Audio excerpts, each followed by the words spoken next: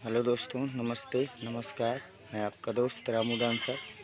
आप देख रहे हैं हमारा यूट्यूब चैनल रामू राय काशीपुर। दोस्तों, स्वागत है मेरे यूट्यूब चैनल पर। आज के इस वीडियो में बात करूंगा 15 तारीख 10वां महीना सन 2022 का प्रोग्राम, हमारे मान्यवर विनोद डांसर जी की नौटंकी का प्रोग्राम किस जगह पर है और कहाँ है। तो आइए आपको पूरा पता बताते हैं।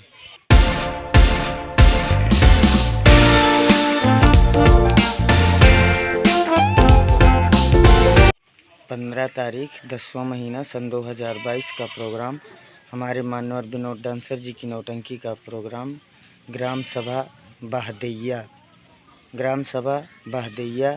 रामफल की नारी से लगभग 3 किलोमीटर की दूर पर है।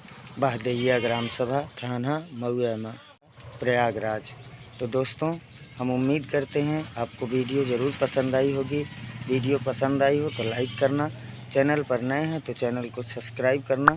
चलते हैं, फिर मिलेंगे नेक्स्ट वीडियो में। तब तक के लिए नमस्ते नमस्कार, जय हिंद, जय भारत।